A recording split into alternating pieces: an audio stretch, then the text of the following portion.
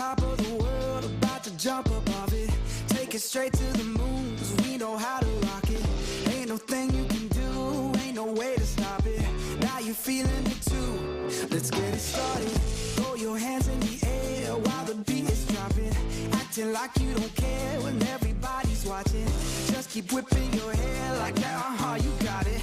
Yeah, you're feeling it too, let's get it started. I'm ready, ready. Let's get it, get it. I'm ready, ready. Are you ready, ready? Let's get it started.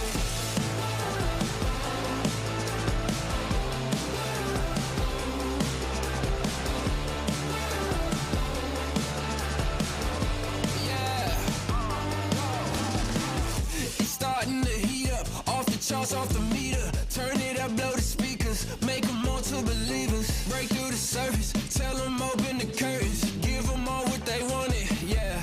Now let's get started.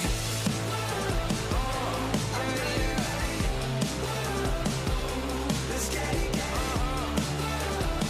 Yeah, I'm ready, ready. Are you ready, ready? I'm ready. Let's get it started. Yeah, yeah, I'm ready, ready. Let's get it, get it. I'm ready, ready. Let's go. Are you ready, ready? Let's get it started. Let's get it started. Let's get it, get it. Let's get it started. Let's get it started. Let's get it. Yeah, yeah, yeah. Give me something new. Time to break loose. Take it to another level. Now we on the move. Shout if you coming with me. Going over the limit. On your mark, keep it steady. So tell me, are you ready? I'm ready, ready. Let's get it, get it. I'm ready, ready. Are you ready, ready? Let's get it started. Well, welcome, ladies and gentlemen. It's Wednesday night for the Maine Sim Racing Series, sponsored by mainly Douglas Heating and Air, as drivers are going to be here at Irwindale Speedway. A little bit of a change up in the schedule, as we have now changed things up completely. We've seen at the start of the season it was super late models and late models that were racing Wednesday night, and we were seeing both races with a 40-lap feature race for the late models, 50 laps for the super late models. It was just a little bit too long, felt like the drivers were not fully engaged, so changing things up. We're now going to be having, for the rest of the schedule from here on out, on Wednesdays, it is going to be one car, either the late models or the super late models, and it's going to be a 125-lap featured race at that night. So tonight, it's going to be the super late models these drivers are tackling at Irwindale for 125 laps. And for these drivers, they're going to be having a qualifying, and in that qualifying, the top 15 automatically get put in the featured race. Then there will be a 25-lap LCQ where the top 7 will then move on to our featured race. And then we do it. We're racing for 125 laps. Right now, drivers are having practice for another 3.5 minutes. These drivers all set up, prepared, and ready for racing action. My name is Sam Dyer. Joining me here tonight is going to be that of John Mushton Jr. And also we have LSRTV Studios giving you all the amazing graphics and cameras. John, you missed out on last week on Hickory. It's okay. We still, I believe, will have a Hickory race later on in the season, but we're now at Irwindale, changing up the schedule. How are you feeling about tonight's race? Glad I'm not driving the car. I've been on Irwindale, man. This track is so unique in short tracks in America. You never stop turning left, really. I mean, especially in the super late models and late models, you really never stop turning left. It's just that you turn harder left at 2 ends of the speedway. That's about it. Yeah, this is going to be a half-a-mile course, and, you know, this course is so interesting because you can run multi-grooves. Primarily, the outside lane is going to be where you want to be placing yourself, so we've seen a lot throughout this season of great side-by-side finishes across the line, and Irwindale could be giving us another taste of that, and our two top drivers that we've seen be side-by-sides been that of Devin Landry and Matthew Burgoyne. They're going to be our favorites to watch out for here tonight, as well as a couple of other drivers to watch out for. In the super late models, we've seen other drivers like that of Corey Bubar, who did very well at Myrtle Beach. We missed that race coverage-wise, but that was the first race of the regular season for these drivers on Wednesdays. That's going to be a driver to watch out for here tonight, as well as a couple of others like that of Kyle Mooney, who's always shown out a lot of speed. But John, I got to say, tonight, I'm interested to see how Devin Landry and Matthew Burgoyne perform, as they're looking like our top drivers through practice. Well, you already touched on it, Sam. I wasn't here last week. I'm assuming that those two were pretty much handling the field last week as well. They seem to really have a handle on how these cars drive, and it doesn't seem to matter what track they go to. So it's going to be a fun show with these two tonight. I'm just kind of curious if anybody's got anything for them, you know? Yeah, speaking of last week, we were at Hickory for both the super late models and the late models, and it was all dominated by Devin Landry in the 54. So he's looking to continue on his momentum and hoping to get the win here and continue on his winning ways. He comes in as our points leader for the super late models. He's got himself 111 points. The next driver behind him is going to be that of Ashton Burgess, which I'm looking at her ticker and looking at the drivers that have already registered. Ashton Burgess is here, so we'll see if second in points can have a good race here tonight, as we got a minute left until qualifying. So the drivers on track trying to get every practice that they can get, as the top 15 from qualifying automatically move on and don't have to worry about the LCQ, which, John, I'm looking at the amount of drivers we have. Looks like we got 22 drivers that have put down a time, 23 potentially. So this LCQ, we could be seeing all the drivers moving on to our featured race. Yeah, it looks that way right now, but they've still got 30 seconds to get some guys in.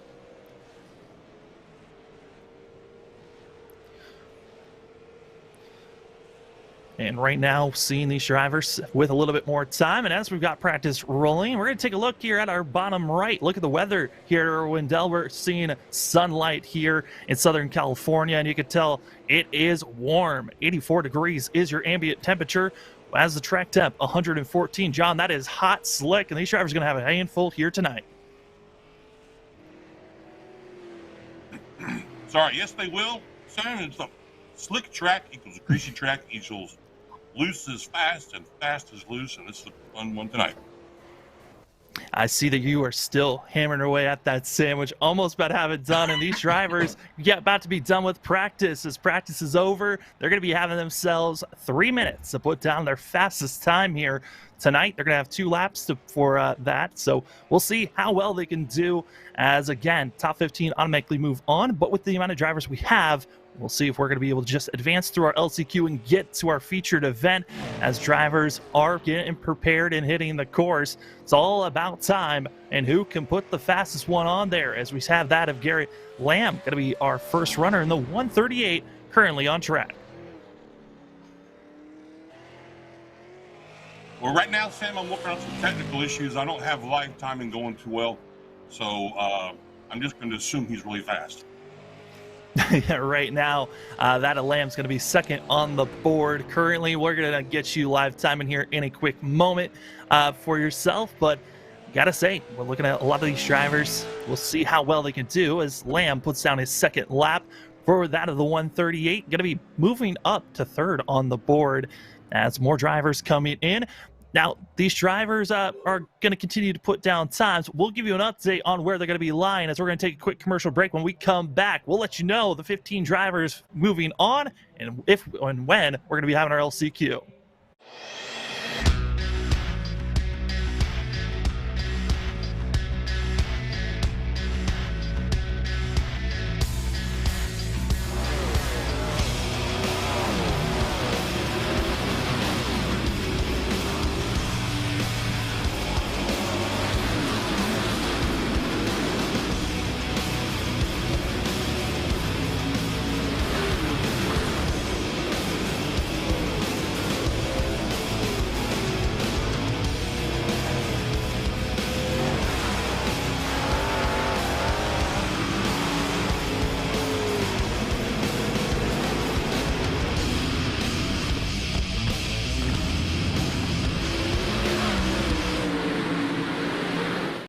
An automobile purchase shouldn't be hard.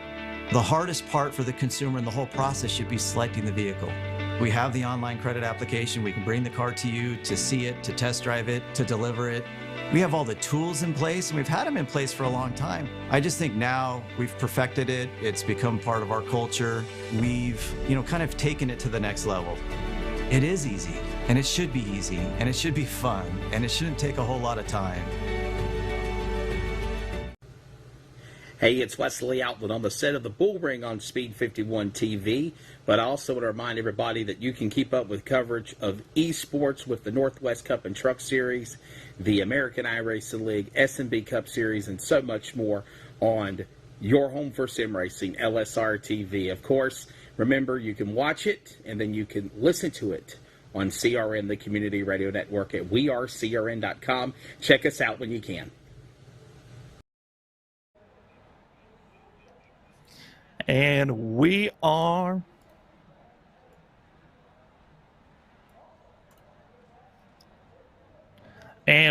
back, ladies and gentlemen, as currently we're going to be letting this grid in session go through, as we're going to be letting this LCQ just automatically advance. So drivers are going to be all advancing to our featured race. It's going to be 125 laps here at Irwindale. So drivers excited to be attacking this course. Can't wait to see how they're going to be attacking here. As take a look at where drivers going to be having, I believe right now, qualifying.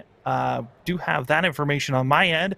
It's going to be Devin Landry going to have the pole position. So we're going to be seeing, again, that 54 going to be one of the fastest drivers. But for those that are going to be starting further back that would have been in this LCQ, we're going to be seeing that of Trevor Graffam, as well as a couple of other new drivers that we'll see in our grid, as there was money put on the line, $10 for winning the race here tonight, as well as $10 for the newcomers that have not shown up for a race here this weekend. I mean, at all this season. If they showed up, they had a chance for $10 as well. So money on the line for those that are trying to get a win, money for those that are just trying to show up and help the field grow and have a better chance of getting in.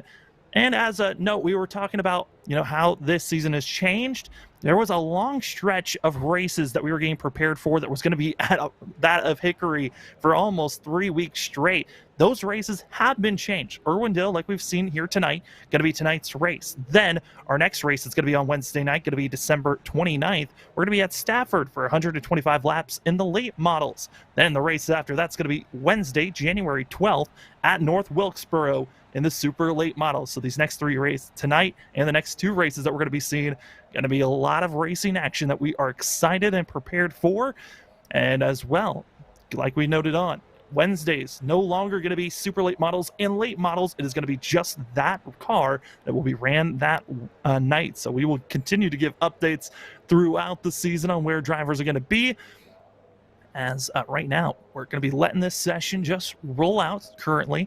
So drivers getting set, as we're going to be having these drivers right after we're done with the pace car rolling around, we're going to be actually having a little bit of a warm-up session for the drivers. And because we're in this time, gives us a moment to give thanks to all the amazing sponsors that allow the Maine Sim Racing Series have their great racing. We're going to start things off with that at B&S Scrap Recycling, as well at that of BCC Bruce Cartier Carpentry, as well as that at Beach Ridge Barbershop, that of Crescent Lumber, as well as J&K Fuel, mainly Ductless Heating and Air. They're our main sponsor here at the Maine Sim Racing, and as well as that of Fortier Graphics and Wiscasset Speedway. Thank you to all the amazing sponsors that allow Maine Sim Racing to put on these great shows and allow these drivers to have the best events possible for themselves. As we continue to wait and see, again, we are going to be getting prepared and ready. It's going to be a 125 lap race here at Irwindale with 22 drivers going to be ready, packing the field, excitement's in the air. We cannot wait for it all to be put on show here on LSR TV, as we are going to be having these drivers set and ready in just a few moments, as we're seeing if things are going to get situated. So currently we are at waiting to see if this race for the LCQ is going to get advanced. Now, the reason we were going to be advancing it is because we had the minimum amount of drivers who are going to make the featured race. So we were not going to just let the drivers race for 25 laps because we knew that they were all going to make it. And so it's just going to be letting all the drivers get situated for themselves. So we will be waiting this one out for a quick moment. And gotta say, I'm excited for the way that this new season's going to be going again with the change up of having the laps going to be 125 laps for Wednesday nights, longer races, and that means it is going to be fun, as well as we're going to be seeing these drivers for the rest of the season all going to be in fixed setups. So that means everyone's going to be on equal footing. It's all going to be about the drivers. How well are you prepared for the cars and to attack the courses? As right now, we have gotten word and we're going to be seeing it. It looks like admin's going to be able to advance here. We're waiting for the official call as we are getting prepared and ready. As we're going to take a quick break ourselves. We'll be back in just a few. When we're back, it's going to be that of warm-ups for the drivers and then our 125-lap race as actually session got through. It's going to be our warm-ups, so we will be right back in just a few.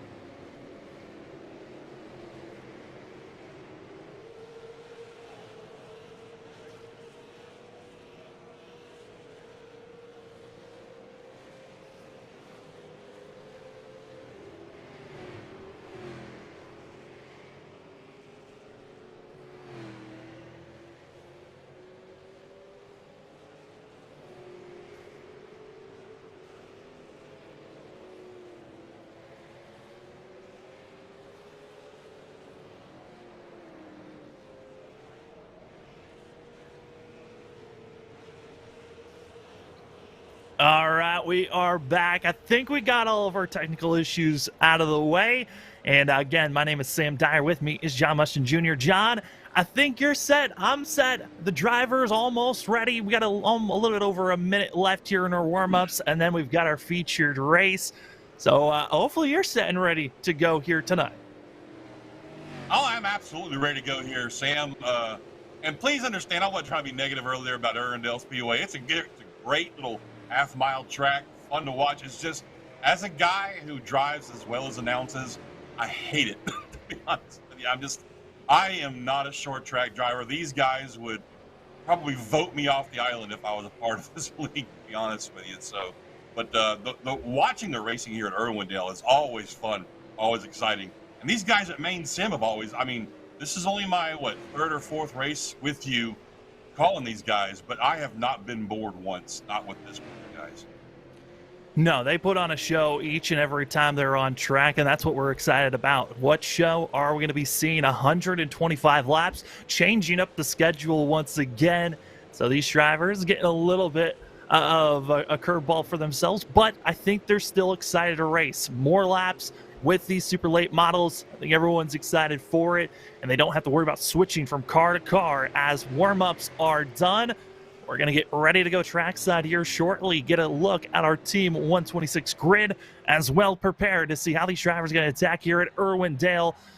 John, we had our technical issues. We think that they're cleaned up, and now the drivers getting ready to hit the track. 125 laps here at Irwindale Speedway. It's warm, it's hot, and the drivers getting set and ready as we take a look at what the starting grid is going to be like here at Irwindale. 22 drivers going to be racing here tonight. We are excited to see where they all lie as you see them all popping in, getting to their spots. Means we get to take a look at the grid positions. Gonna be starting up here in just a few moments. As the music hits, that means it's time. Our 125 lap featured event is about to get green here in a few. Let's get in the pole position. Devin Landry and that of Matthew Burgoyne going to be the start of row number 1.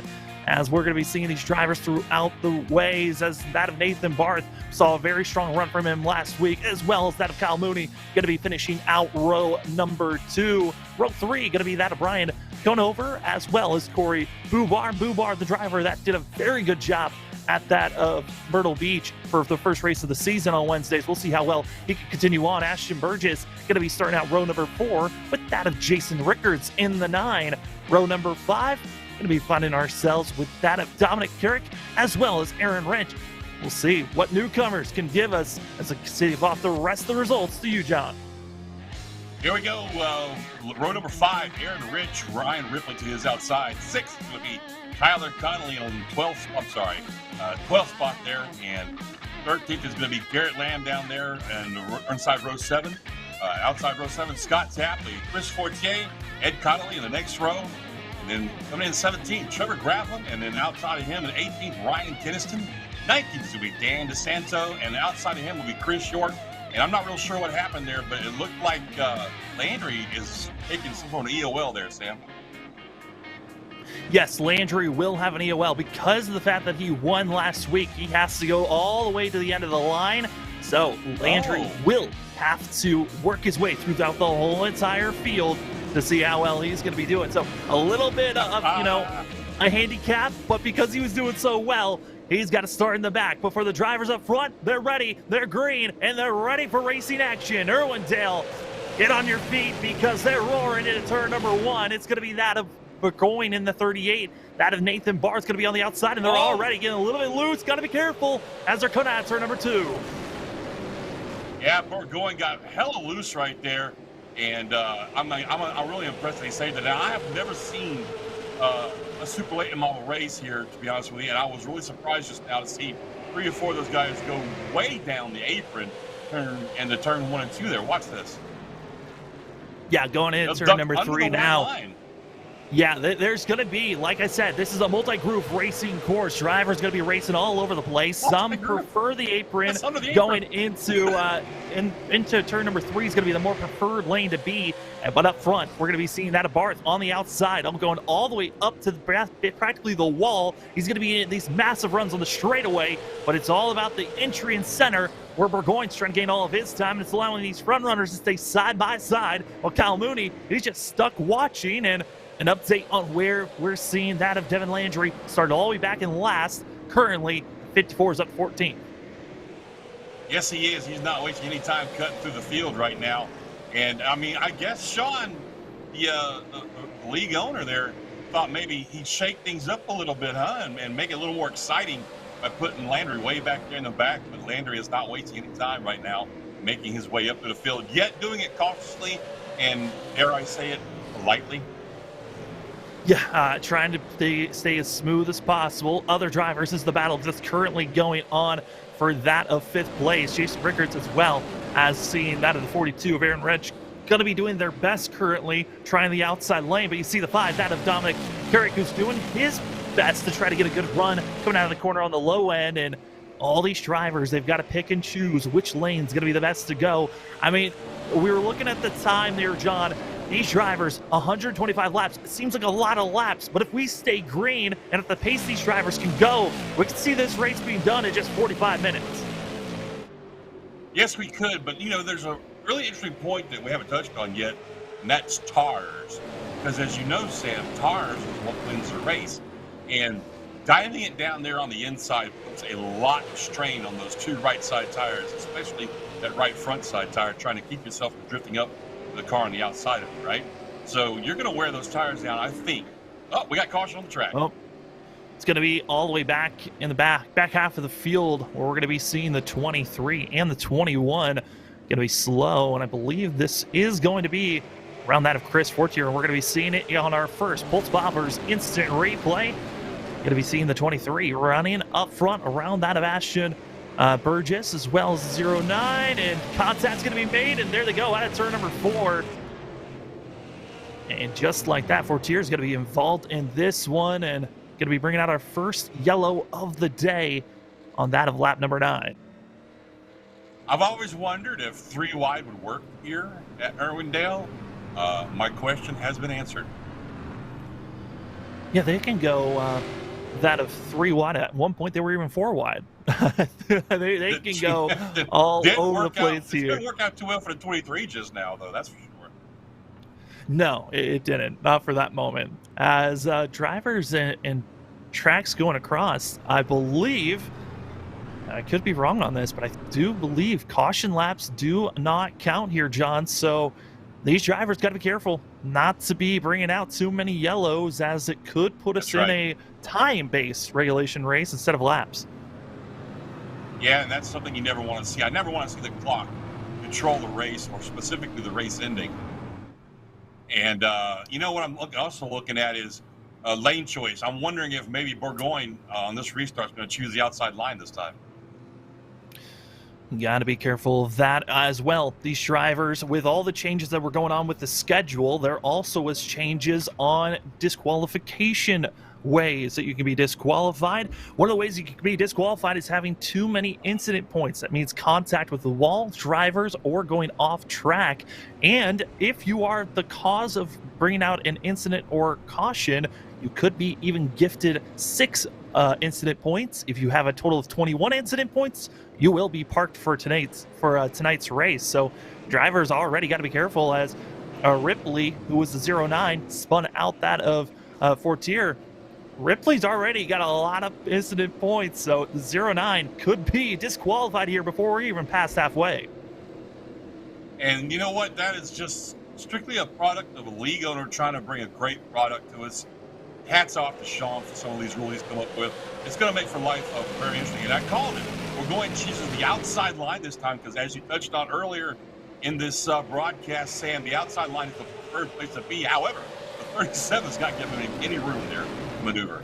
Absolutely not. The 37 of Nathan Barth's going to be doing everything he can. And you can see there the dive bomb from Jason Rickards, trying to do everything in his power to try to possibly do a slide job, but it's the drivers that are running around the outer groove. You're seeing it. Burgoyne, Barth still staying right on top of one another, while the middle of the field, they're all going to be going 2-3 wide for themselves. And that apron move, I'm wondering if later on maybe these drivers are going to be able to make the apron work, but currently right now it's the outside line that's getting the progression for themselves, as you're seeing all the drivers and where they lie. Devin Landry now up to 10th place, and see the 54 doing the apron move, going down low, trying to follow the 9 of Rickard. I'll tell you what, that kid impresses me every single week I watch him run. Devin Landry making some moves, started dead last on the field, because he won last week. Not because he did anything wrong, folks.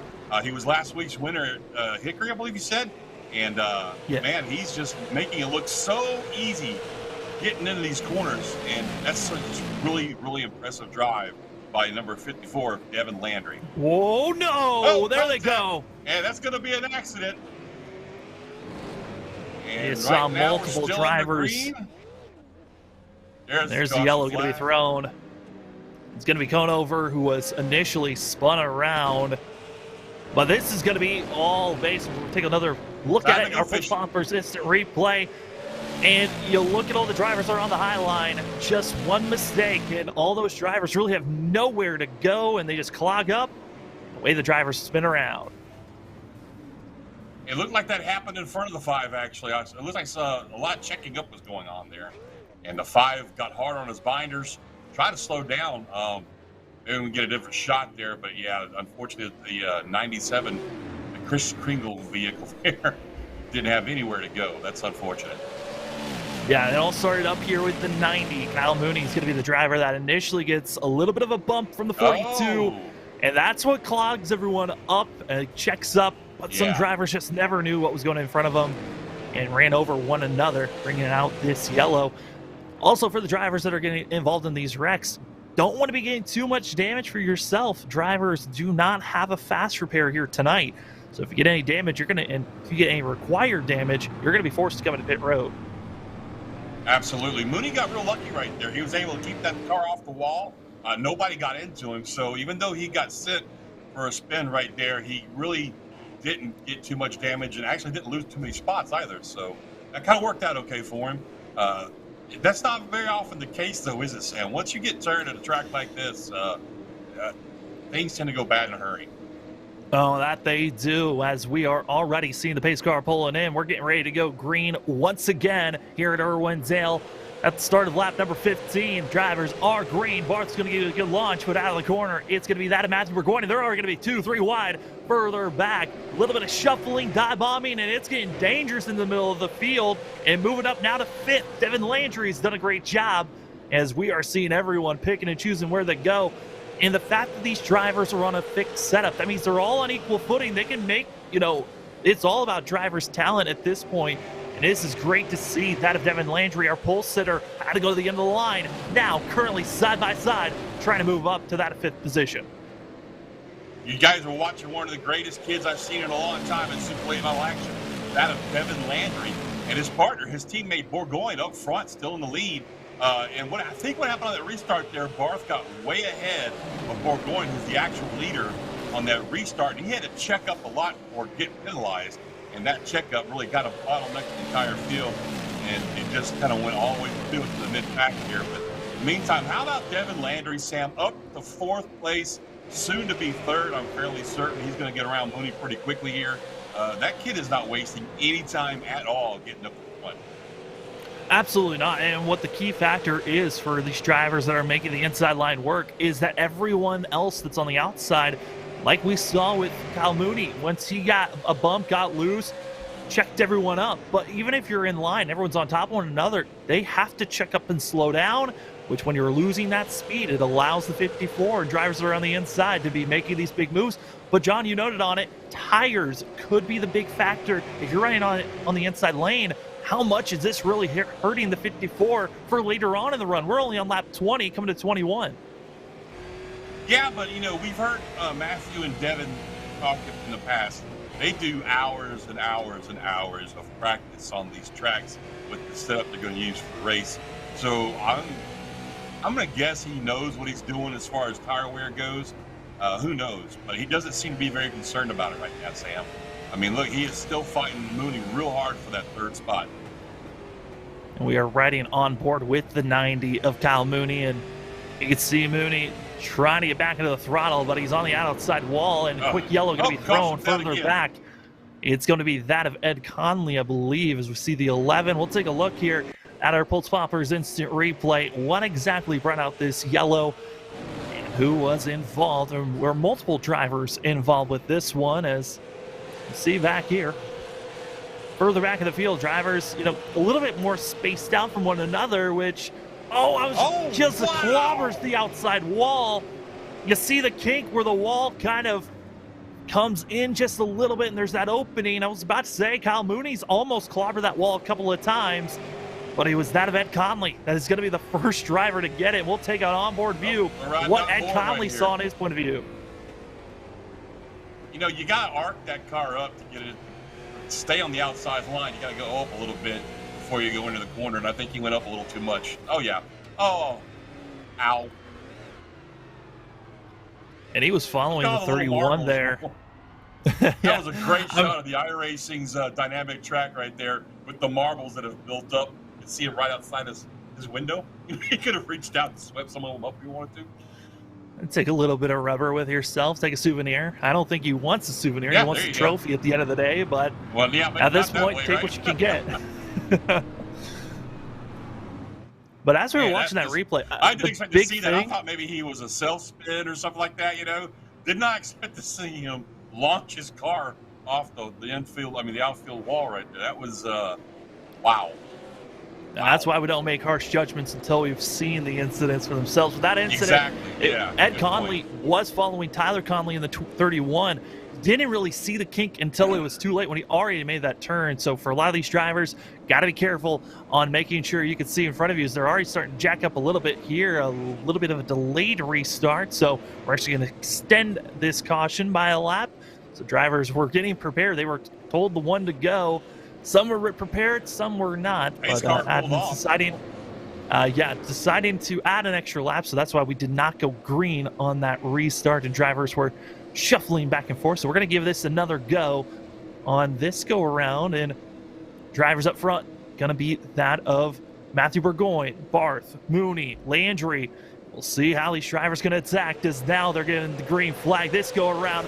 The start of lap 23 here for that of the Maine Sim Racing, sponsored by mainly Ductless Heating and Air. And there are 3 wide back there for fifth. They're going to continue to stay side by side going into turn number 3. And there goes a 54 of Devin Landry all the way down to the inside right there. Look at that. He's waving at his partner in crime. We're going up there in first spot. He's like, hey, buddy, I'm here. Are you ready for it? In the meantime, Mooney back there in the 90, he's inching his nose up in this fight as well. Boy, I tell you what, Nathaniel Barth out there in the 37, he's got his hands full with 3 or 4 cars right now. Doesn't know which way to go.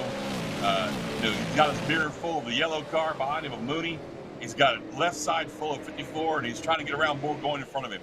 He's doing a great job right now at just maintaining his spot and sorting his entries and exits out.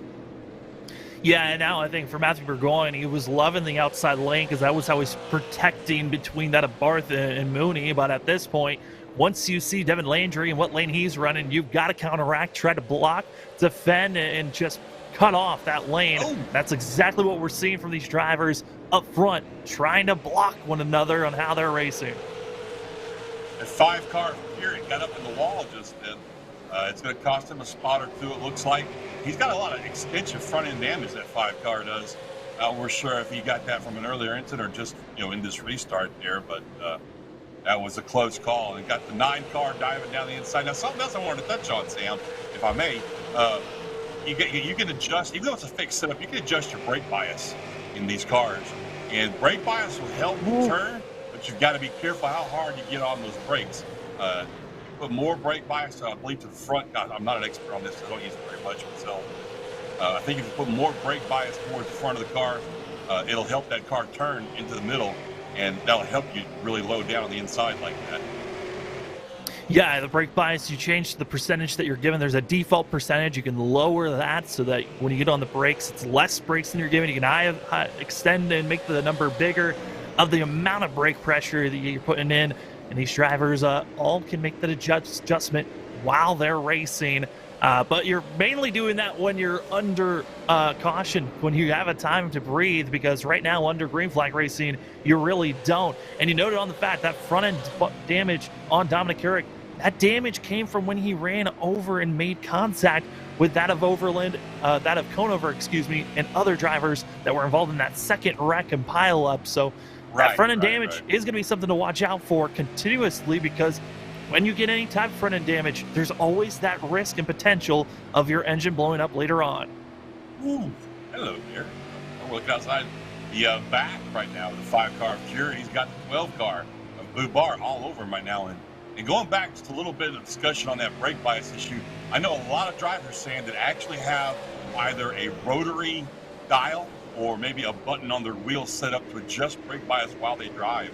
And you can do it that way. When I used to use brake bias, like in street stocks and stuff like that, you could do it when you're racing. You don't have to look down as long as you have it on your wheel or a little knob real close to your wheel right there that you can bind it to for the sim. And it's, just like a real race car, because in a real race car, you've got a knob that's down by your knee, your right knee, and you just adjust that knob. Oh, up front. Looks like Landry's challenging Burgoyne. Enough of that brake bias conversation, Sam. We got to fight for the lead. Yeah, and right now you saw Devin Landry trying to work the inside lane, just not able to. And the real struggle is that we're seeing Burgoyne staying on the higher lane. So he's been able to get a great run coming on the exit of the corner. Devin Landry's got to do a dive bomb move, a slide job, and get in front of the 38 as quick as possible. But it's very hard when you're continuously running on the inside lane and you're not able to build up that momentum on the straightaways. Speaking of brakes, look at the glow coming off that 54 car. Those rotors are definitely heated up from all that braking he's doing going down in the corners. Trying to make something happen here with a 38 of Burgoyne. I tell you what, you got to give props to this kid, though, man. Second place fighting for the lead, lap 37 here. Started in the back of the field was able to make his way all the way up to the field without wrecking anybody. That's just really impressive. And he almost gets the lead, but not quite. Yeah, I threw it out with the fact that this track is multi-groove. We've seen whenever we go to a multi-groove race course, like we've gone to Nashville, we saw it at Five Flags. You can see these drivers get side by side and willing to make some great moves, as we've seen the outside lane be the lane to beat for prevail for victories. See if later on that's where you want to be placing yourself. But Devin Landry is riding on board with the 54. You can tell he's trying to get back into the throttle, but it's just so difficult, especially in these super late models. There's so much power in these cars. You get into the throttle and you see it there. You got to overcorrect. You got to correct yourself. Otherwise, you might be sent either into the inside grass or into the outside wall. Or into the car next to you, then the outside wall. So there's a lot going through your head right there. But also, let's keep in mind, he did come from last to second. A lot of that moving on the inside down there on the apron, like we were talking about. He may have used his tires up pretty quick there.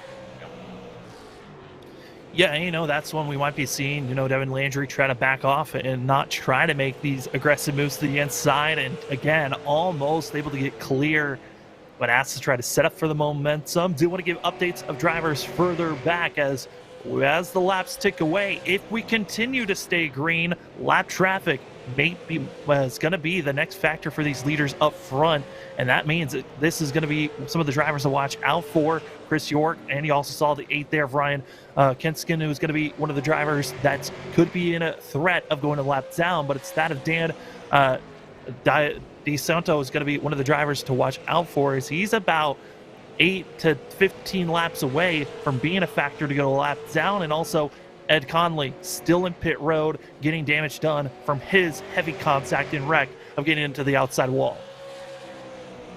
Yeah, right now DeSanto's not too far ahead of our leaders. He's about a straightaway ahead of our leaders right now. He's going into one, and right now, boom, there's Burgoyne going into one. So, and DeSanto's kind of got into the wall a little bit right there. He keeps it going, but still, he's gonna be a problem, not a problem. He's gonna be an obstacle for these guys coming up here pretty soon. And the question, Sam, I'm wondering, is Burgoyne or Landry, one of these two guys, going to try and use DeSanto as a pick, either maintain the lead or take the lead? That's going to be probably the best option you've got to try to make a pass. It is going to be trying to utilize one of these drivers as a pick. That's going to be a lap machine. But for DeSantos, he has not been running for these drivers. First race of the season for this 21 team. So we're going to see, does he just get out of the way, or does DeSantos try to hold off and stay on the lead? And you saw there, was trying to figure out where he wanted to place himself. Going to be holding off Burgoyne, and this is going to be a great opportunity for Devin Landry to try to gain some more time on the 38, but was not able to capitalize. He's just going to stay behind. But if anything, this now gives that of Barth and Mooney a chance to close in the gap of our front two. Yeah, looking like maybe Devin Landry got just a little loose right there coming off the corner as the lap car was on his outside. So the chase continues. He's still chasing his teammate, Matthew Burgoyne, up there in first place. Oh, no! Barth gets into DeSantos. Going to be spinning him around. Yellow waves in.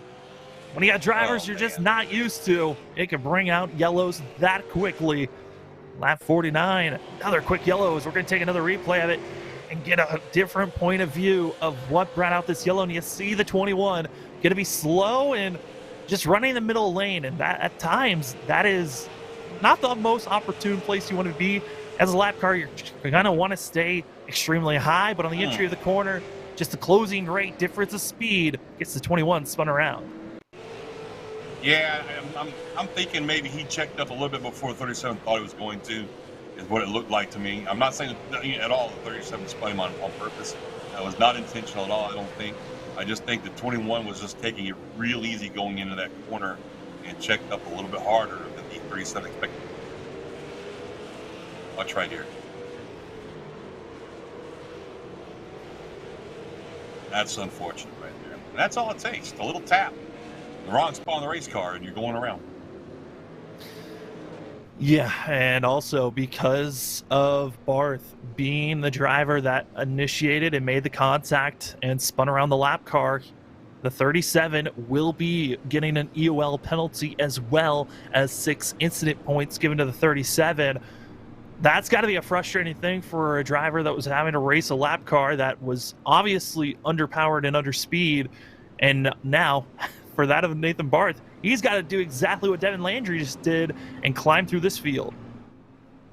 Yeah, and, you know, it can be done. We've seen it done, but it just makes it unfortunate, you know, that he's got those extra 6 penalty points. And like you said, they only come in with a limit of 21, I believe you said. 21, yeah, 21 is their limit. So that's making contact with the wall can potentially get you 1 point. Contact with other drivers can get you 0 points to potentially 4 points.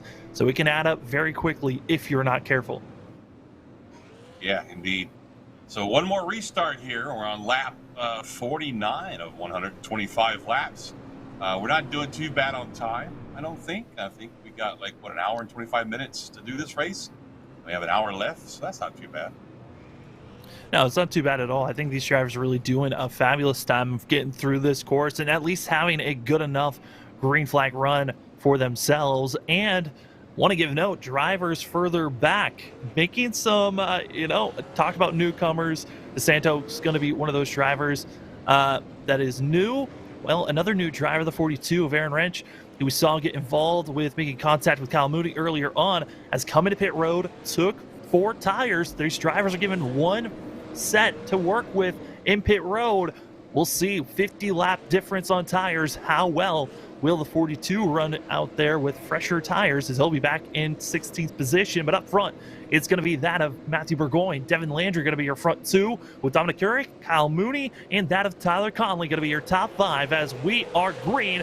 You're seeing them taking off that second row, a little bit of contact as they go down the front stretch, but it's going to be your front 2. Burgoyne trying to get a launch as they're 3 wide once again, back for 5th. Coming out of the corner, it's all Burgoyne as Landry keeps it close. Coming out of turn number 4. Oh, they're 4 wide. Oh, contact, and 1 car on the wall, back down on the track. That's going to bring out another caution. That's going to be Dominic Carrick, who's going to be getting into the 31. And immediately the 5 is done for the night. He is left. He's gone. Frustration boiling over. And Dominic already had some front-end damage. You're going to be seeing it here.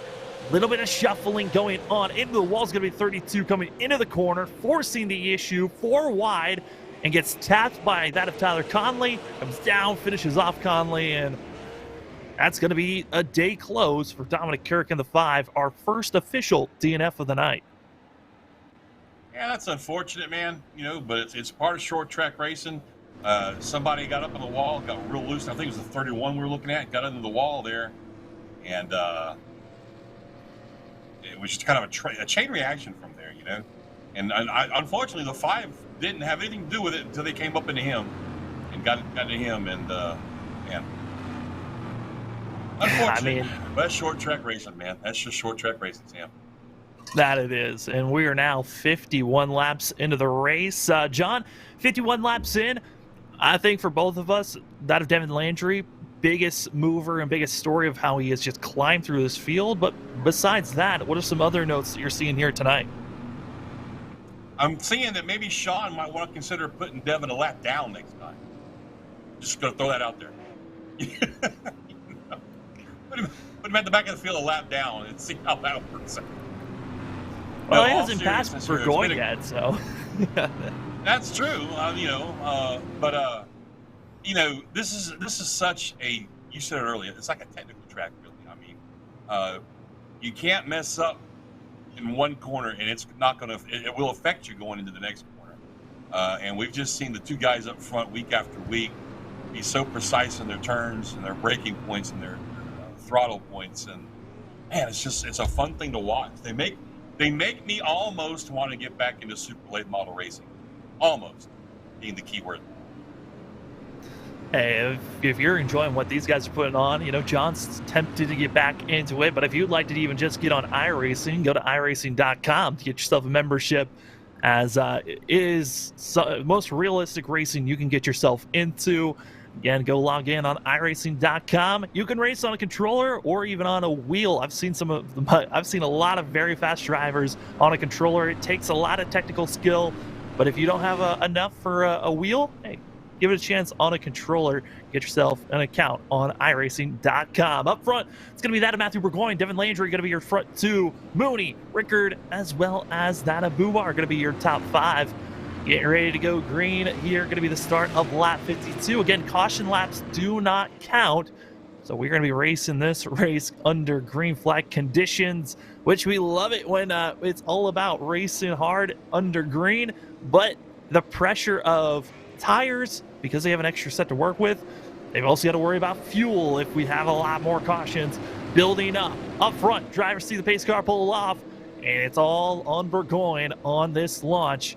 When the 38 takes off, green flag's in the air, and already they're going to be side by side. This is the best chance for Landry coming into turn number one. Can he make the inside stick? He didn't go low enough, but a great launch for himself. Almost there, John. He made a great restart right there, Landry did, and he is taking full advantage of it right now. But man, Burgoyne's just hanging in there outside of his right rear quarter panel, so he can't quite clear him and cut him off. And they're still neck and neck. Here we go. Oh, they're wrecking behind. Landry takes the lead. Big wreck behind. And because he was in the lead, I believe he'll keep it, but wreck in the back. It's going to be the 23 of Chris Fortier is going to be bringing out the yellow here. Only a couple of laps put down, but we're going to be seeing some hard race in the middle of the pack here for your Pulse Poppers instant replay. See the 23 on the outside in the red. You see them three wide coming into the corner, and a little bit of a bump from the three, and that gets that of Chris Fortier spun around and going into the grass. Man, there was actually a car that got bumped up into the wall in front of him as well. I'm wondering, here we are, lap 53 of 125. They may not pit this time, but I'm guessing if we get a caution closer to halfway, which would be lap 62 or so, we may see our leaders pit for tires. Sam, what do you think? I mean, there's a chance. I think if anything, Landry might feel comfortable taking tires because he knows that he can, fly through this course and get by all the drivers through traffic. He's proven he can do it. I don't know if other drivers, though, up front want to risk losing track position. If anything, Aaron Wrench, if he can get into the top five, maybe challenge for the lead, I think that's when we're going to be seeing drivers question getting tires. Here early going, I mean, yes, we're getting closer and closer to halfway. I think it's going to be potentially around lap 80 if drivers even think about taking tires for the most of the field. I got you. I guess it's really going to it's going to depend upon how long of a green flag run we get. I mean, we really haven't had a really long green flag run yet. I don't think we've done one over 14 laps yet.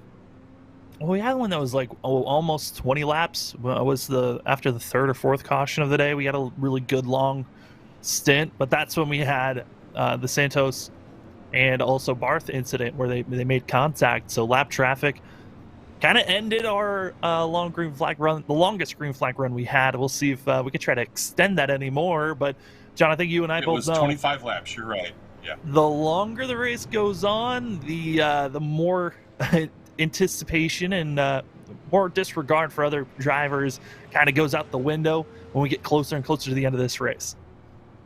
Well, with most of the pack, we've seen that, but in my experience with those two kids up front, Matthew Burgoyne and Devin Landry, those guys they have raced each other as clean as anybody I've ever seen in short track super late model racing.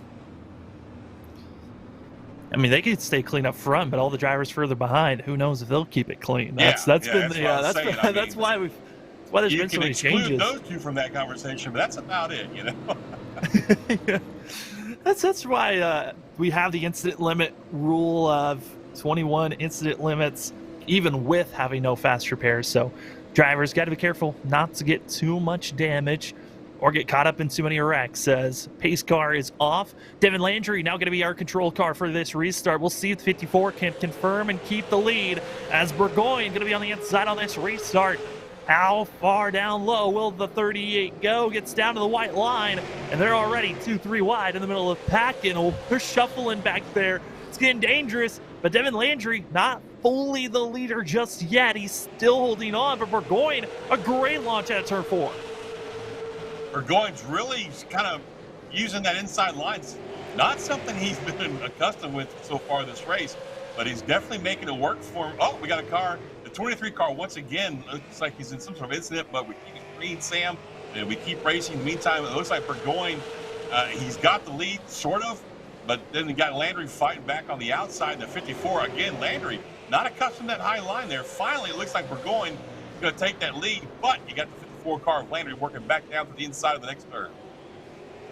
They're going to be trying everything that they can. We're seeing, in our picture, you see the front four still racing side by side, keeping the racing action clean. Jason Rickards going to be the 9 on the outside, making the moves. We've seen him be very aggressive here.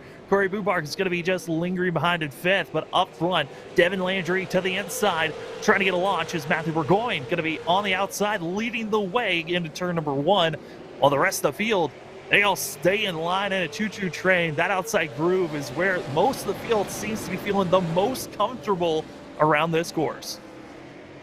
Kyle Mooney's looking pretty racy right there in 3rd place. He's fighting with Rickard, the 9 car for 3rd. They kind of been trading back and forth here. Every other lap, one's got the 3rd and the other one doesn't. And the 9 car's got substantial damage on his front end as well. Keep an eye on that. Make sure he doesn't overheat or anything like that. But, man, Mooney got spun earlier in this race, and he's looking really good. Finally wrests away 3rd place from Rickard in the 9 car, and we'll see if he can't maybe give those 2 up front something to race with. Yeah, caution in the back, wreck happening. And it's going to be the 97 Conover. And Conover, car again. He's been having a better night than I would say last week, but at the same time, it's not much better. Being involved in 2 incidences here tonight as we see the hard racing. See the 3 of Gaffum going to be on the outside, and a little bit of a checkup and nowhere to go. And a huge flip for that of the 97. That was just a fluke incident, it seemed like. Again, we'll take another look at what happened here. Believe that, yes, that's the 31 of Tyler Conley. That we're going to be seeing the 31 just checks up in the center of the straightaway, which forces the 97 to try to avoid, and with nowhere to go, runs into that of Graffam, and right there, checks up, and just thinking that they're clear when they're obviously not from our point of view. But when you're in the car, if your spotter doesn't scream clear, you're usually not, and in that moment, I see another wreck here on lap 60. Yeah, and I'm wondering how bad the damage is going to be on that 97 car after that. You don't often get upside down like that and not sustain some heavily damage. Yeah, and drivers always got to be concerned of required damage, where you have to come into pit road and get those repairs done. Especially when you hit these cars in an angle into the walls.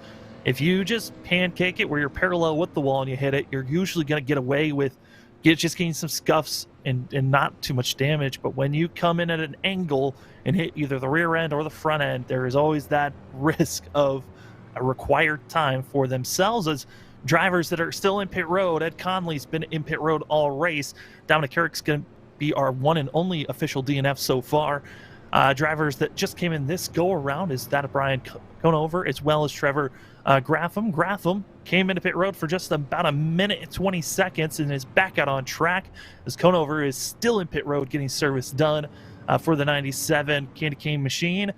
And other drivers that have come into pit road is Aaron Wrench, but Wrench came in for 4 tires back about 11 laps ago. So the 42 hasn't been able to advance too much, but is in the top 10.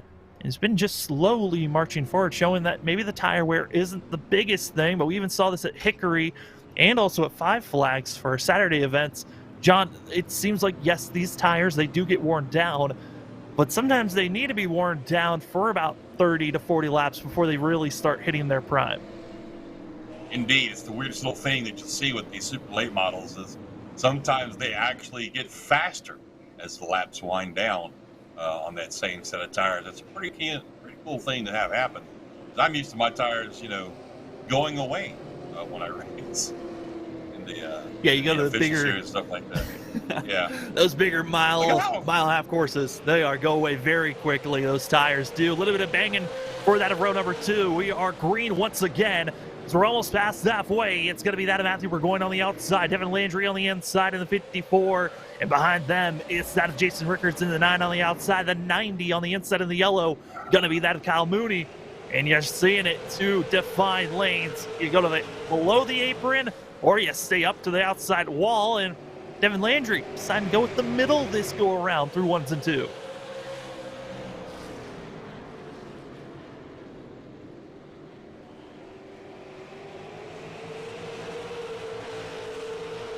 Sorry about that. Sam had a little difficulty over here. All good. As we'll let John figure out his situation. It's been an interesting night technical-wise, but up front, it's going to be Devin Landry Burgoyne still battling side by side. Landry, great job through 3 and 4 that go-around, but the drivers in the middle of the pack to watch out for. You're seeing it currently on the inside in the red and black 42 machine. That's Aaron Wrench, who's trying to get by that of Corey Bubar, as well as driver that's got an EOL after an incident with a lap car, the 37, Nathan Barth. Barth was running in third at one moment, slowly marching his way forward up to 7th. As drivers stay in line, it's so difficult to make any moves when you're on the outside because no one else, if your lane's not moving, you're going to be stalling out, as our leaders currently side by side catching up to the 21. It's going to be staying low. Actually, I take that back, I believe. That is going to be the like 3. car. Yeah, that is the 3. That is Grapham, who's going to be low, getting out of pit road and back out on track.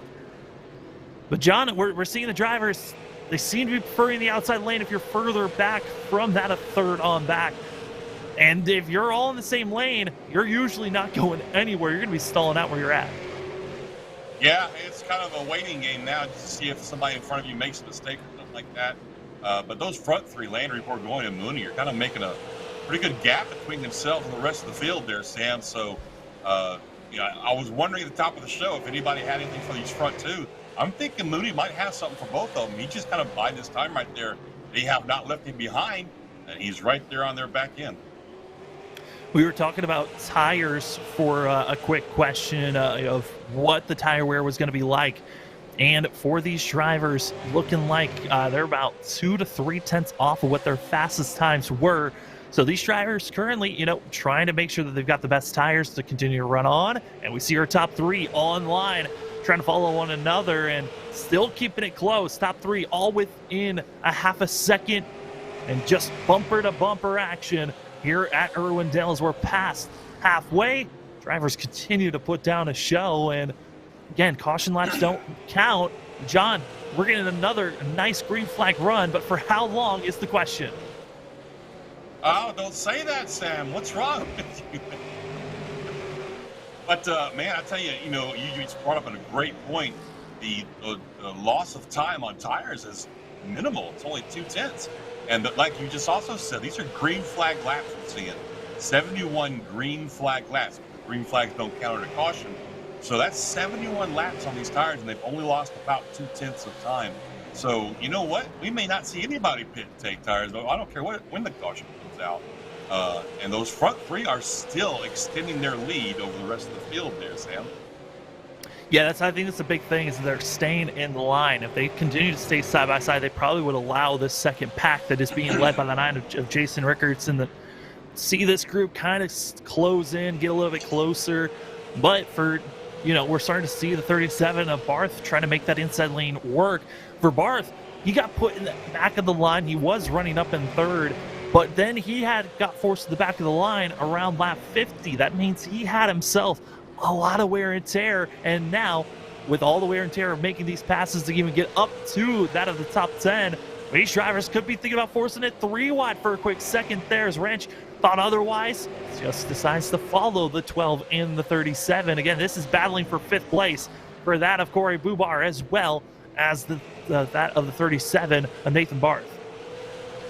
Yeah, Barth's had a pretty rough night. He's been involved in a couple of incidents, but he's got a nice rebound going right now. And that 42 car, Rich, like you touched on earlier, he's a new guy to this group. He's looking pretty racy right now as well. Riding right back there behind this whole group in 7th place, looking to pass all 3 of them with one move down the inside. Makes a really great move to the inside. Doesn't lose too much time there.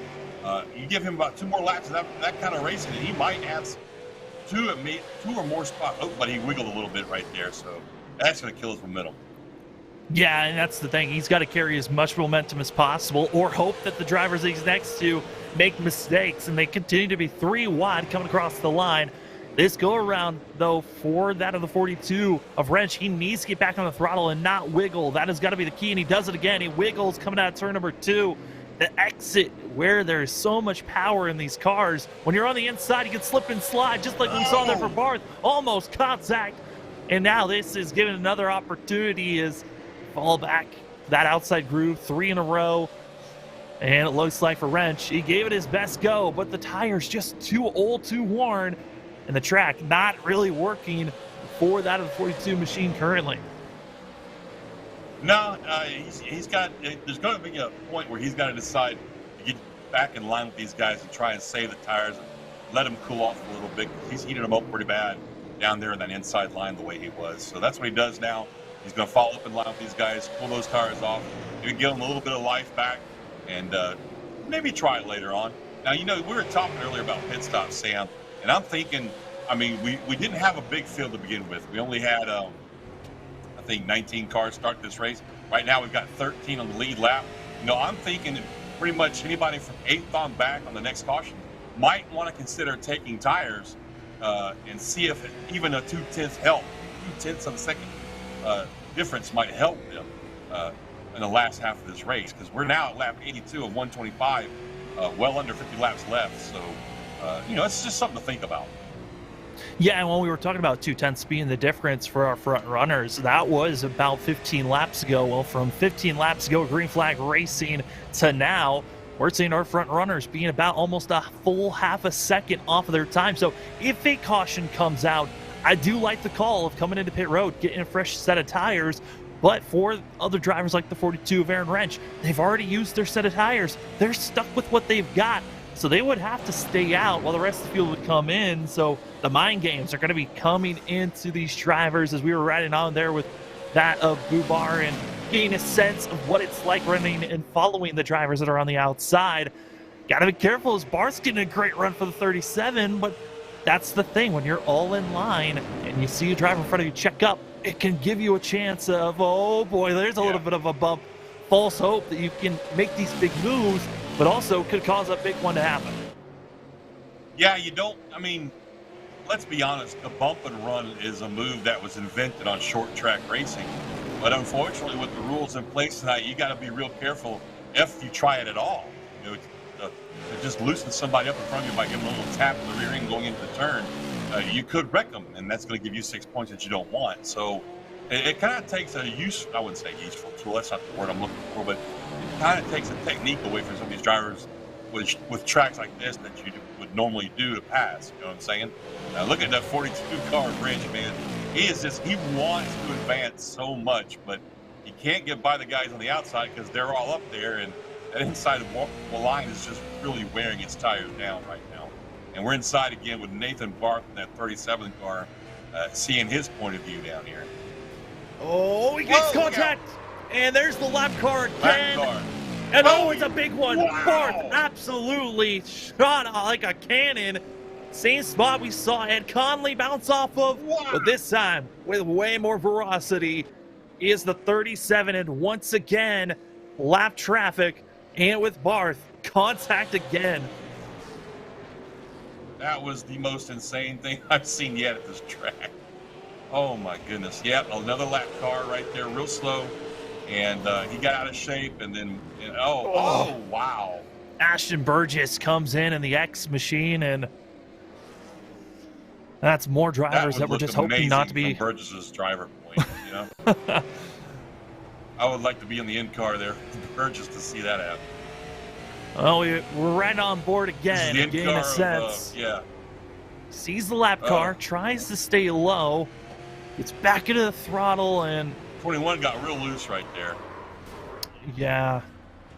I mean, there's really not much you can do in that scenario. You're just hoping the lap car can get up to speed, because catching a lap car on the exit of the corner is one of the worst spots to catch them. And saw it there, and here comes strategy. Pit road getting busy as Devin Landry leads everyone that has not pitted so far tonight, all coming into pit road. Now let's see if they get in and out without any mistakes. That's a key thing on pit stops at every track you go to, Sam, you don't want to make a mistake on pit road. You don't want to speed. You don't want to blow through your box. You don't want to have to back up or anything like that. It looks like Burgoyne and Landry both get in perfectly.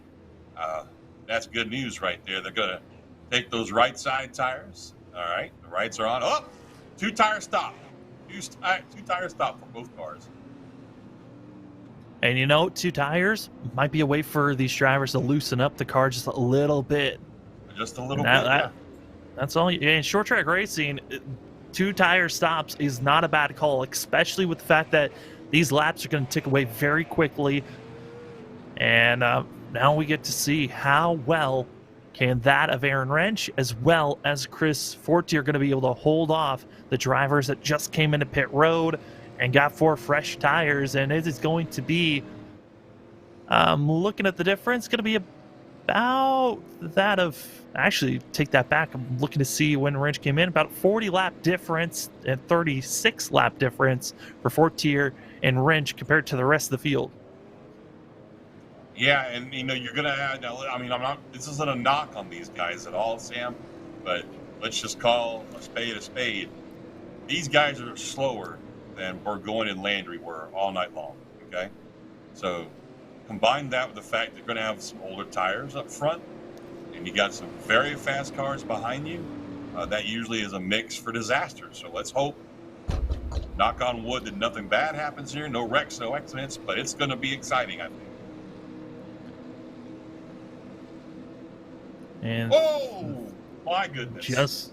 Just getting word for Burgoyne and Landry, both penalized, and they're going to be all the way in the back half of the field. But up front, it's going to be that of Wrench, Fortier, Ripley, as well as Rickard going to be your top 4, with everyone side by side going to get going. Fortier's going to be forced 3 wide for that in second place, and you're already seeing the tire difference. The 23 just going to be trying to hold on for dear life.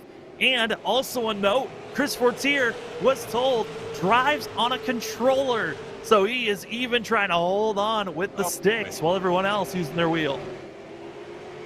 I tell you what, that is not a comfortable spot to be in where he's at right now, and I feel bad for him, but he's got no choice. In the meantime, did I just see him going and Landry down there on the bottom? That they are. Yeah, they are. They're coming. I noted on it earlier on when we saw Devin Landry cutting his way through the field. You've got to place your car where everyone else isn't. If everyone's deciding to go on the high line, they're going to lose momentum by checking up on one another. But if you got 4 fresh tires, the inside lane's where you want to be. Burgoyne leading the front 2. As you see Landry getting by Ashton Burgess, and these drivers already up to 9th and that of 11th place.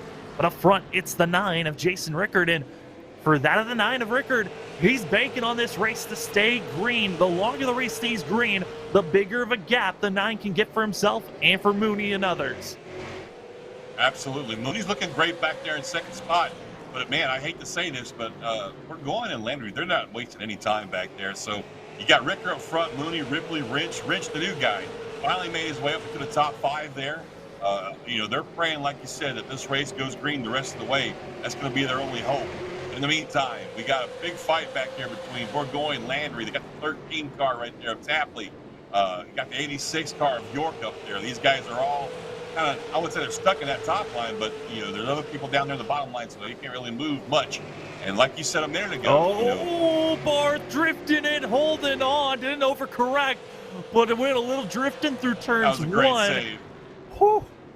And just burning those tires off. He's already damaged, but man, that easily could have been overcorrection back up into the outside to the rest of the field, but does not. Yep. But Barth's day continues to snowball out of control as he's back to 12th. But up front, we're seeing the drivers. It's Bubar, Matthew Burgoyne, and also Landry continue to stay low, and no one so far up front is going to be trying to go for the uncomfortable block of potentially going down and trying to stop this momentum. As we're coming closer and closer to 100 laps into this race, I gotta say, John, it's looking good for Burgoyne and that of Landry. They're moving forward. They've almost cracked the top 3, but our top 2 are over a second and a half ahead of that of Burgoyne and Landry. I think that once Burgoyne and Landry clear the 09 of Ripley right here and Bubar in the 12 car, and they get back up to that outside line, they'll probably make that gap shrink in about 5 laps, I'd say. See, here's the deal. Well, this is You know, they aren't just leaving 09 and 12 behind. They haven't even gotten by them yet. These two cars are. Oh, and now the 12 guy of Bar wants to take this fight for the 09 in front of him. There goes crossover. He gets around those two. Oh, nice move. And now you got Landry stuck behind the 09. Burgoyne says, "I'll see you, partner." Matthew Burgoyne had misfortunes at Hickory. It was not the best track for the 38, but could he try to rebound? It's less than a second and a half now between the 38 and her front two. But Devin Landry, we've seen the 54 have a lot of speed. He's already climbed from last place up front to the lead multiple times here tonight, and he's going to have to do it one more time if he wants the chance to win. But he's trapped behind Bubar and Ripley. But we see it up front. Ricker, Mooney is now on the back bumper and hounding the 9. And this is our battle for the lead. It's the 9 of Rickard and the 90 of Mooney. And that's exactly what Burgoyne back there in third wants to see. He's already cut down that lead by half a second. So he wants these two guys to fight each other, take themselves out of their comfort zone. And he's gonna ride in and make a 3-car show here pretty soon. In the meantime, Rickard, he sees that 90. He sees where he's running at and making the time up. So he's going to try and take that line away from him, but without a whole lot of success right now because the 90's still right there, hounding him all over that back bumper, trying to take the lead away from Rickard. Yeah, and we were talking about the bump and run. It seemed like when the drivers were on the outside, the bump and run just did not seem like the best timing, because if you gave a bump to that driver, they could slide up into the outside wall almost immediately and get you collected. But if you're seeing these drivers running the inside groove, that's a much more, better spot to even try to attempt a bump and run. We've already seen these super late models. They look very, there's a little bit of a bump, but they seem a little bit uneasy on exit, so you can easily spin someone out, and that penalty could get you out of here as Matthew Burgoyne right there, hounding and pressuring, and Devin Landry's just gotten by Bubar, so we can be seeing this be a 4-horse race here at the end. Absolutely. We're down to 19 to go, under 20 to go there, Sam, and it's already a 3-car fight for the lead, and I'm telling you, I can hear the Jaws theme. Here comes Landry back there in the 54. He sees these three up here fighting. He's going to close up as quick as he can, add his car to the fight. In the meantime, look at Burgoyne and Mooney down here, both on the inside, trying to get by Ricker. Ricker still maintains the lead right now, Sam, but how long do you think this is going to last? I mean, I like the fact when they were side by side, it really put that Burgoyne in a spot where he just had to wait. But now that, both were seeing the 90 and the 9 following suit, following one another, Burgoyne's trying to make the pass, comes over the radio, didn't mean to make contact with Mooney, apologized immediately. We've seen these drivers, they want to be as clean as possible, but at some point, something's going to snap. We're coming to 15 laps to go. If you're going to make a move, you've got to make it now. I'll tell you what, that pit stop added so much drama to this race, if you ask me. I mean, our top two fastest drivers both got speeding penalties, had to go to the back. They've made their way back up front, but they are not making easy mincemeat out of these top two, Ricker and Mooney. Ricker is hanging on to the lead. He's had it since the restart. Mooney wants it. He's giving it everything he can to get by. In the meantime, he's also got to fight off the 38 of Burgoyne behind him. And look out, here comes Landry in the white 54 car, sneaking up to put his nose in the business up here. Last 4 laps, possibly now going to be the last 5 laps. It's been Devin Landry who's been the fastest by anywhere from 1 to 3/10 from our leader. So we got to be, we noted on it. It was a 3-horse race. It's now a 4-horse race. Burgoyne trying everything in his power. Finally gets by that of Mooney. But now, is the outside lane really where you want to be? Rickard, he continues to stay low through 3 and 4. It's working for now. But here comes Burgoyne diving it low into turn number 1. Burgoyne down low into 1, looking to take the lead away from Rickard. Can't do it, drifts up. He's got Mooney in 3rd, got Landry in 4th, but Landry's looking down low, trying to take 3rd away from Mooney. And I tell you what, Rickard's just, he's wishing and hoping and praying that these laps go faster than they possibly can. He's got the lead right now. He's been watching where these two run, Sam. He has. You know he's trying to take a little bit of contact there between Mooney and Landry. I mean, Landry, I think at this point, recognizing You gotta go. You gotta go now. 10 laps to go. 10 to go. And Devin Landry's caught up. He's there. And Burgoyne right at the quarter panel, but cannot make the move. The 9 of Rickards, you can see on the front end, there is front damage from earlier contact. So he's trying to defend the 38. And Matthew Burgoyne, it's almost completely clean. He's been up front most of this race. Had to climb through the field with that penalty late in the race after that pit stop.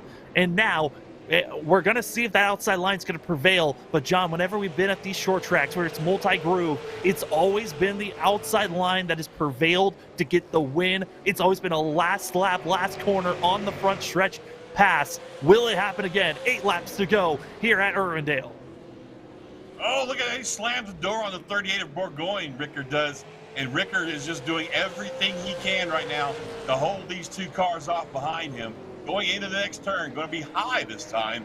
He's going to take that high line, try to use as much momentum as he can coming up off the corner to race down the next stretch, down in the next turn.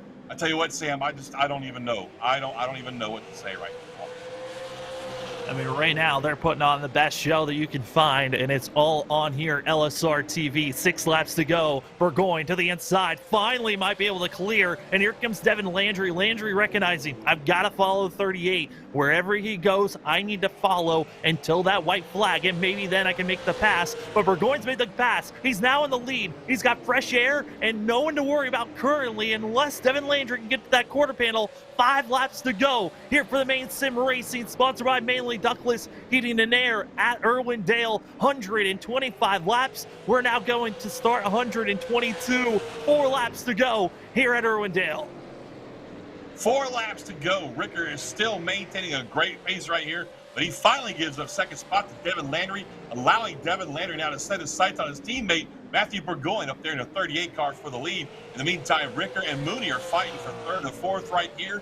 Mooney would love to get himself a podium finish tonight, but he's got to get past that 9 car Rickard, who, even with the damage, Sam, has been very strong the last half of this race.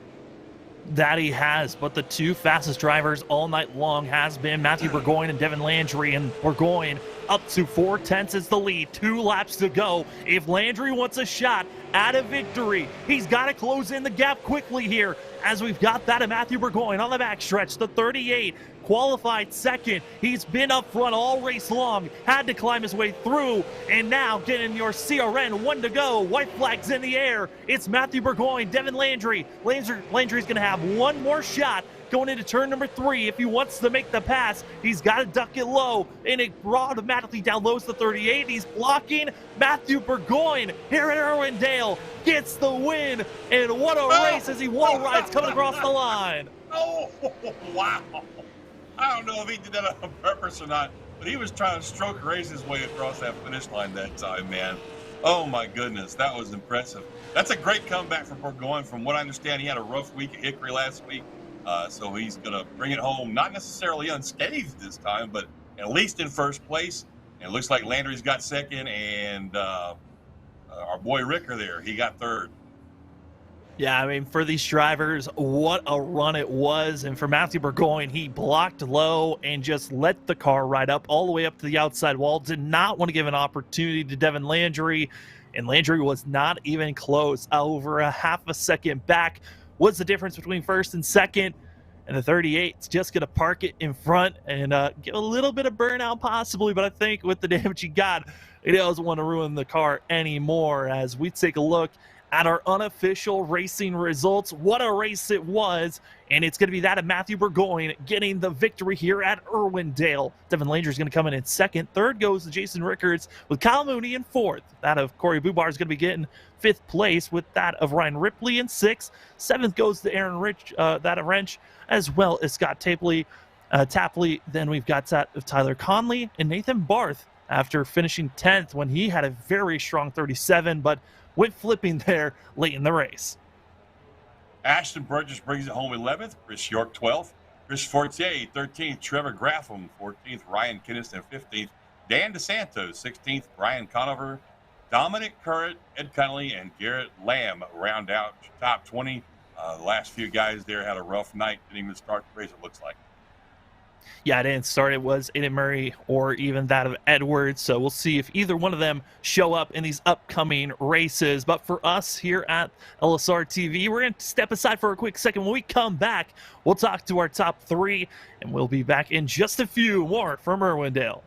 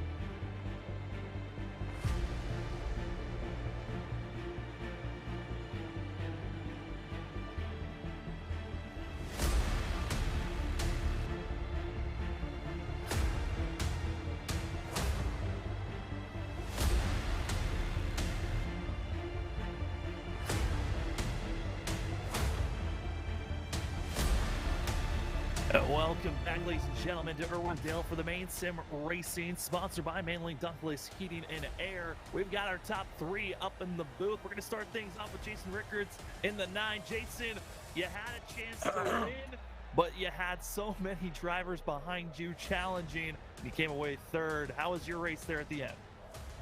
That was a lot of fun. I knew Devin and Matt were going to be coming like a ball of fire. I was trying to just hit my marks, pay attention to what was in front of me, try not to overdrive the car, and I overdrove it once into one. Matt got a run up underneath me, and I tried everything I could. My arms are still shaking.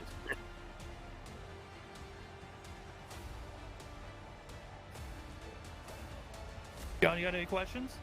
Oh, I'm sorry. I didn't know if you were still talking about. Actually, yeah, Jason, I was just curious. We know that Devin and Matthew both pitted on the last restart, took tires. When did you last take tires? Were yours a little bit older than theirs, or? Nope, I tie at the same time they did. They're just really, really good. I pitted and took some fuel. I didn't fill the car up. That might have hurt me a little bit. More fuel probably would have freed it up a little bit more. I was, like I said, looking out the mirror as much as I was trying to pay attention in front of me, but just trying to keep their big runs kind of held up behind me and stuff. And like you said, them guys are, I'm the old man of the group. We're all friends. We all hang out. We're all in Discord together. But compared to them guys, I'm old enough to be Devin's dad. Hey, me too. Welcome to the club. Right. Yeah, I mean, Jason, what a run, though, here tonight. You had an opportunity to try to win.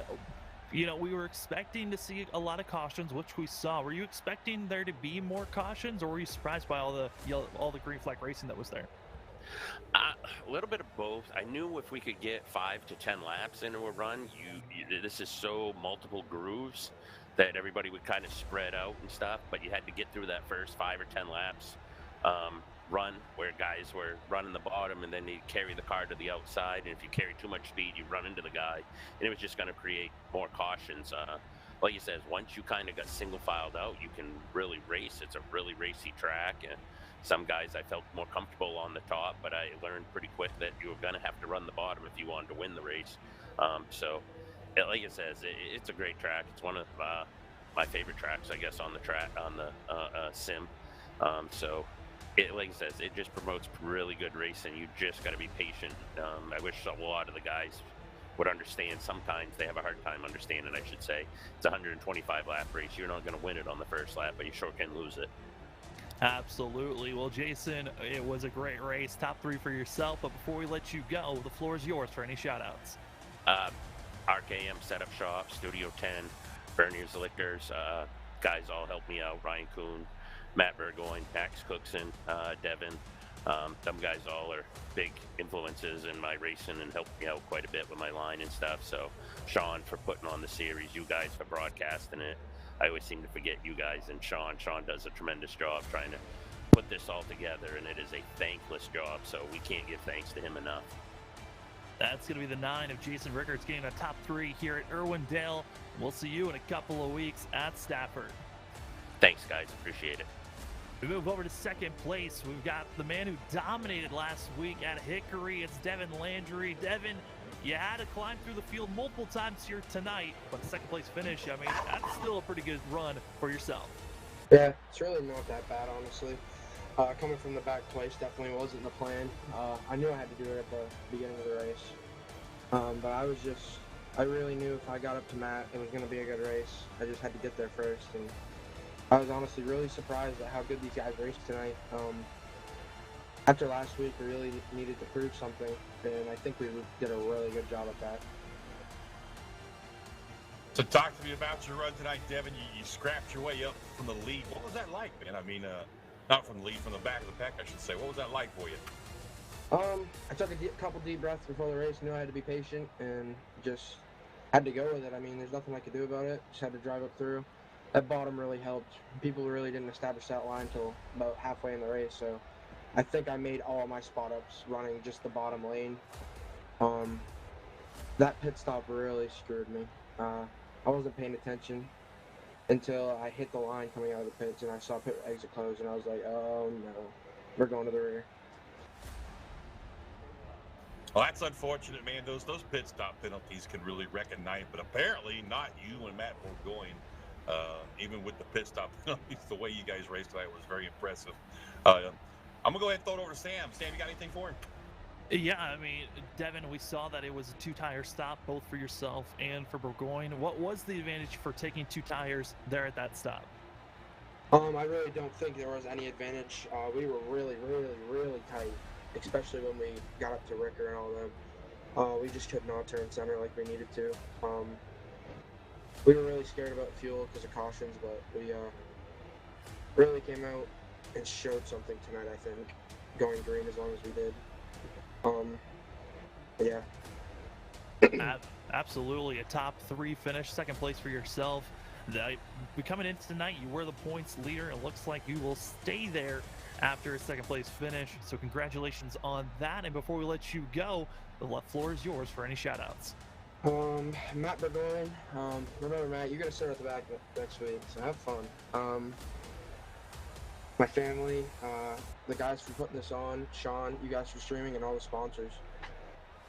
That's going to be Devin Landry in the 54, getting a second place finish here tonight. And good luck in a couple of weeks when we go to Stafford. Thank you. And now we head to Victory Lane, where we find out Matt Burgoyne. Matt, what a run for yourself. He's qualified second, showed a lot of speed, and then you found yourself getting up front multiple times, but kind of similar to Devin, had your penalty, had to go to the back, drive through the lead. How well was it being how much of an advantage was it making sure that you were the lead driver ahead of Devin while you guys were going through the field? I think it ultimately played out to, who got to race with Jason first.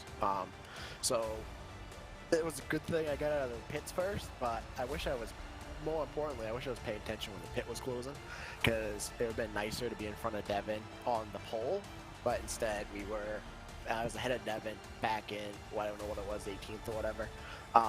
It definitely played a big factor, I think. I was able to pick my lines through lap traffic, and there's a couple of those times where I had to take a hole really quick, and Devin didn't have time to follow me through, so he got stuck behind a couple cars and had to reel us in at the end there. But I think it was very crucial.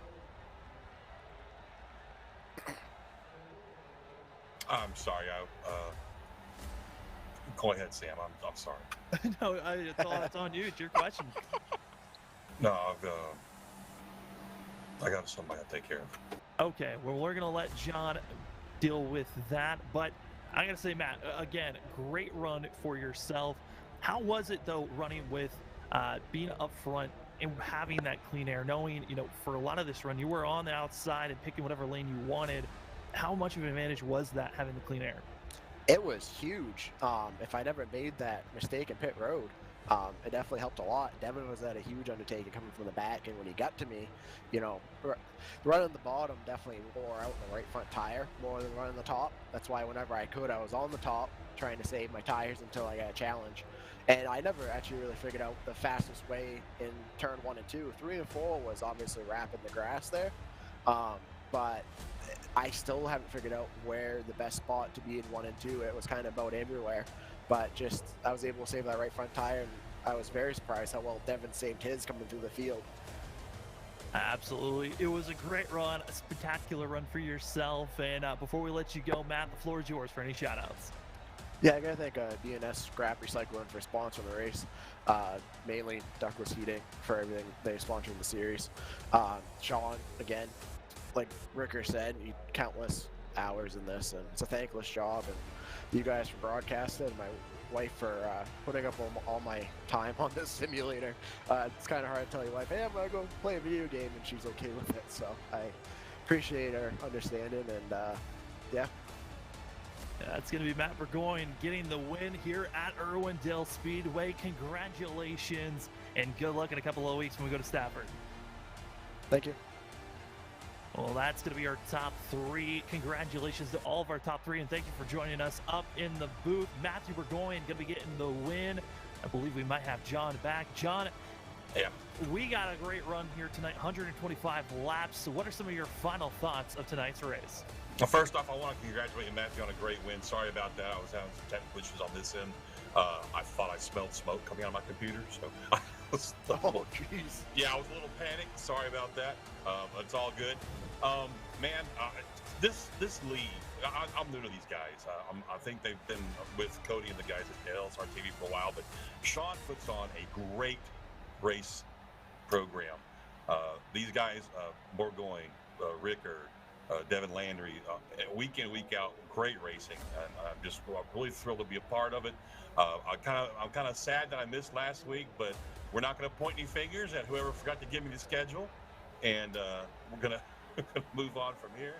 But again, I just really enjoyed it, Sam. I enjoyed being alongside you, calling these races with these guys. A fantastic group of drivers. Like I said in the broadcast, they make this look so easy, but this is absolutely one of the hardest cars to drive on the surface. And I'm looking forward to seeing some more of this. Yeah, we can't wait for more of it and for more racing action. The next race is going to be at Stafford, December 29th, Wednesday. In just 2 weeks, we will be seeing more racing action here on LSR TV for that of the Maine Sim Racing Series, sponsored by Mainly Ductless Heating and Air. But man, tonight, what a race it was. It was the BNS Scrap Recycling Irwindale 125, and it was a show. The schedule's been ever so evolving, and we are excited for how the schedule has now turned out. 125 laps, races here Wednesday night, and a great way to start things off. Again, this is race number 3 of the Wednesday night races. and it's already been putting on a show week after week. Thanks, John, for joining me up in the booth here tonight. That was John Mustin Jr. My name is Sam Dyer from the LSRTV studio. Big thanks for joining us here tonight, and we cannot wait for more racing action. LSRTV is going to be on a couple of days break. Holidays right around the corner, but more racing action next week. Cannot wait for all of it. We'll be back in a couple of days, and we cannot wait for more. We'll see you all later on. Have a great rest of your night.